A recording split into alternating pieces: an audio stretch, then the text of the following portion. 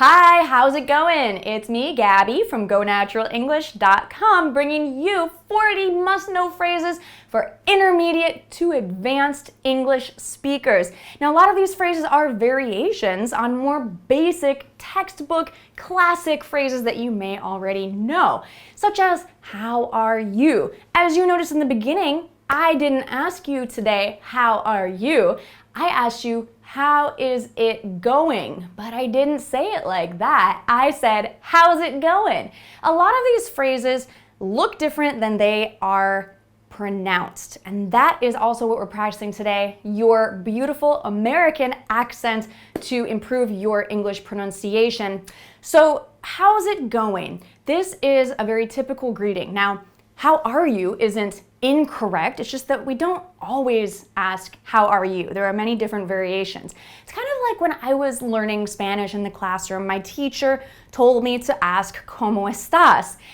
But not all native Spanish speakers always ask, ¿Cómo estás? All the time. There are lots of different variations. ¿Qué tal? ¿Qué hay de nuevo? And many others. Maybe if you speak Spanish, you could add some more in the comments to help me learn more. And so in English, we don't always answer, I'm fine, thanks, and you. There's a lot of different responses for more advanced English. So today our goal is to increase your fluency by speaking more naturally like a native English speaker with some variations on these basic phrases. First, I'm going to share 10 different ways for you to greet people, then 10 different ways for you to respond, then different ways for you to express your opinion, ways for you to express an invitation, and ways for you to thank someone. You may learn some new phrases, and I'm going to encourage you to practice them in the comments. So let's jump in. And I also am going to share with you at the end of this lesson, so stick around, I'm going to share how you can practice all of these phrases and much more with an expert native tutor online and get 100% cash back refund on your tuition. This is an awesome opportunity, so stick around so I can explain how you can benefit from this offer. All right, let's go. First one, as we've just learned, is how's it going? Repeat after me, how's it going? How's it going? Some native speakers will just shorten this to how's it? Especially if you go to Hawaii. Did I ever tell you that I lived in Hawaii for several years when I was growing up, when I was an adolescent? That means between a child and a teenager. Anyway, I was in Hawaii for several years, and a lot of people say, how's it? To greet each other. How's everything? How's everything? How you doing? So we don't say, how are you doing? We say, how you doing? How you doing? Pay attention to the rhythm of the phrase here. English is like music. It's like a drum beat. How you doing? All right, you can repeat these phrases after me again to practice your American English accents. How are things?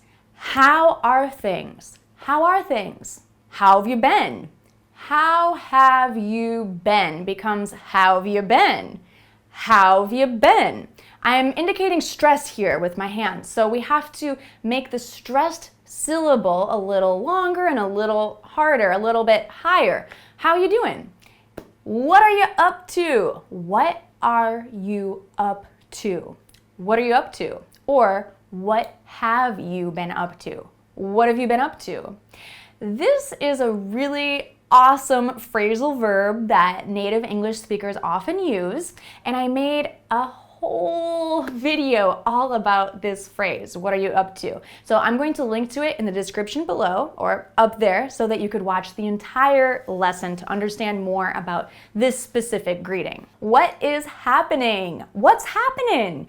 What's happening? What's happening? What is going on? What's going on? What's going on? What is up? What's up?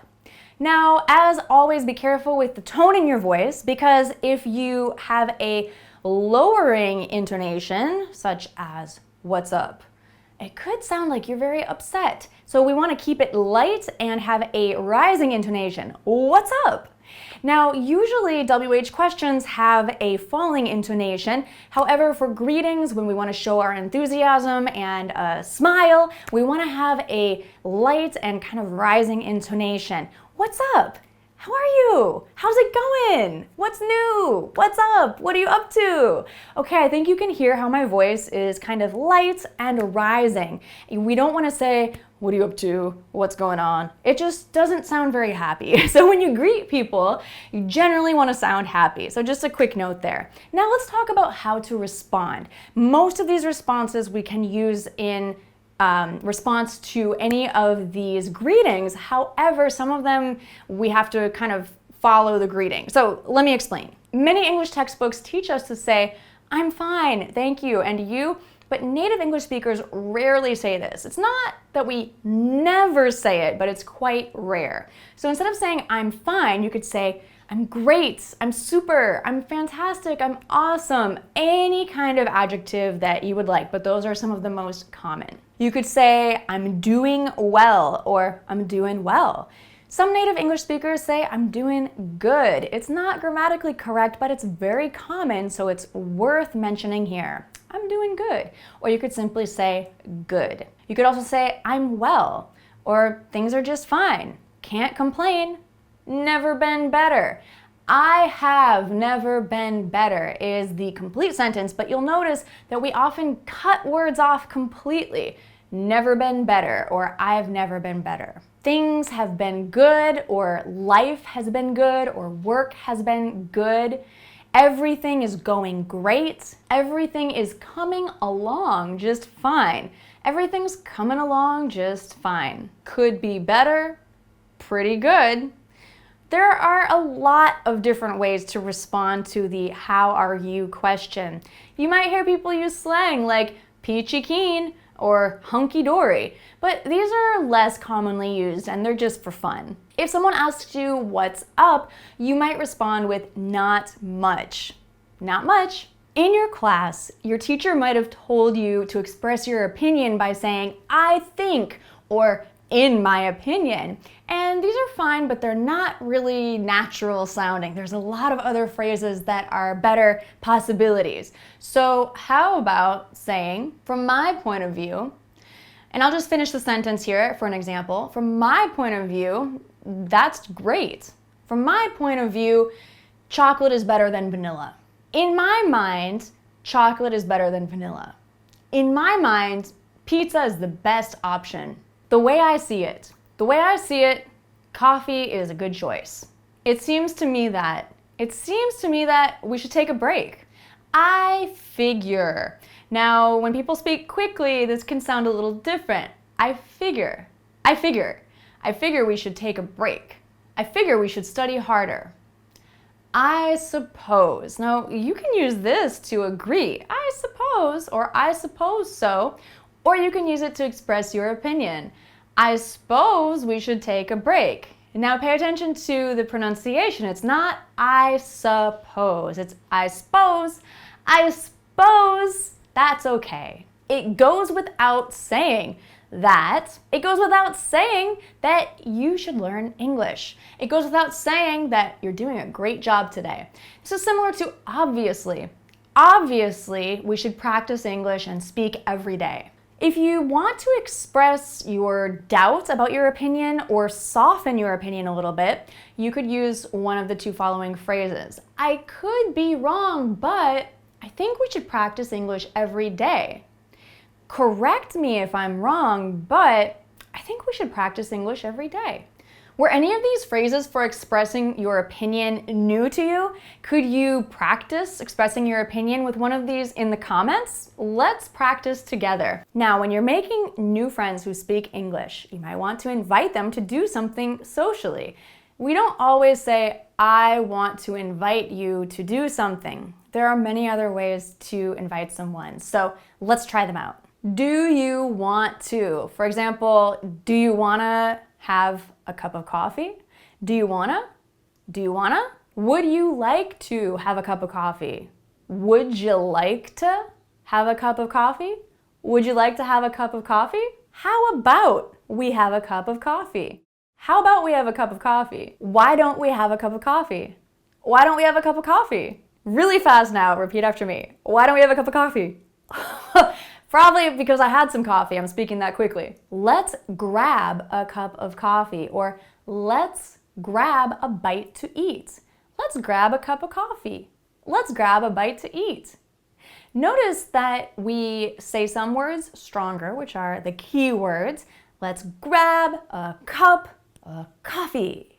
Let's grab a cup of coffee. Other words, which we call function words, like or of, are really, really small. Let's grab a cup of coffee. So we make them very, very small, but they are there. Saying thank you is so important, and other people really appreciate it, but we don't always just say thanks or thank you. We have other phrases for that, like I appreciate it, or I appreciate you. I appreciate it. I appreciate it. Or that's much appreciated. That's much appreciated. Or much appreciated. I'm so grateful. I'm so grateful. I'm so grateful. You can combine this with thank you, and it really emphasizes your thankfulness. I'm so grateful. Thanks. You're the best. You're the best. That's so kind of you. That's so kind of you. Or if you're in the southern United States, you might hear, that's mighty kind. That's mighty kind of you. Or, I owe you one. I owe you one. I owe you one. When we're speaking quickly, we don't usually say you, we say ya. You've probably noticed that.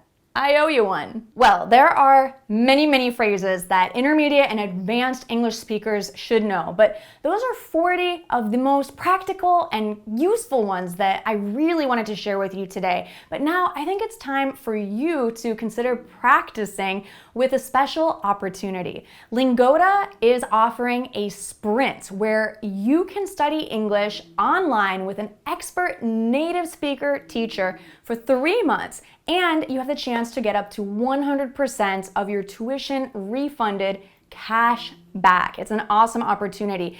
If you do the full sprint, which is a daily lesson for 30 days each month for 3 months, you can get 100% cash back if you attend all the agreed upon lessons. If that's a little bit too much for your schedule, you could sign up for the half sprint, which is 15 lessons per month for 3 months, and you get 50% of your tuition refunded if you attend all of your agreed upon lessons. Over 30,000 language learners have benefited from Lingoda's sprint and marathon programs over the last few years. So it's an awesome opportunity, and you can see how other language learners have improved and benefited from this opportunity if you check out their Instagram profile at Lingoda Official. Now, I've personally taken Lingoda classes in Spanish, and I've learned some new phrases and some ways that native speakers really speak that were different than my textbook. You know, little things about the way that people speak, like fillers. I could say pues to kind of fill the space in my Spanish, or similarly with English you might say well. And those are little things that you don't always learn from a textbook. So it's really great if you can learn from a real native English speaker.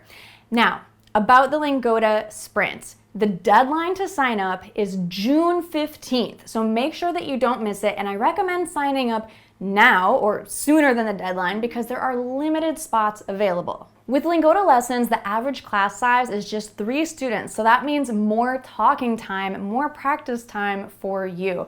The class times are convenient to your schedule, and for example, I took a lesson on Sunday morning, and you can find lessons that work for your schedule and your life. You're learning 100% online from home, from your office, or wherever is convenient and safe for you. This summer, learning languages is going to be a little bit different. I think the best way is to learn online and to take advantage of this sprint format for accountability. There are structured learning materials in every lesson, so you're not just sitting around and wondering what the point of the lesson is. And if you're a beginner, intermediate, or advanced English learner, they have a class for you. In fact, if you're interested in learning other languages like Spanish, German, or French, there's a sprint for you as well. And for English learners, you can stick with regular conversational English or business English specifically for you if you're learning English to advance in your career. To register, there is a 49 euro deposit, but this is refunded if you do attend all of your agreed upon classes. And if you sign up right now using the code in the description, you can save 10 euros right away. So it's only 39 euros to sign up and hold your spot. I recommend that if you want to improve your language skills this summer, that you try out the Lingoda Sprint. There's really not much to lose because if you do attend your agreed upon classes, you get a refund. And if you don't attend all of your classes, well, you just pay the agreed upon amount. So you know what you're getting into. It's simple. There's no trick. If you have any questions, let me know in the comments, but I recommend that you try it out. Now, I want to share more advanced phrases with you for your English speaking, for your English fluency right up here. I want you to click on this lesson next so that you can advance your English even more with native English phrases, full phrases for advanced English learning that will really help your fluency. Thanks so much for watching. I'll see you there.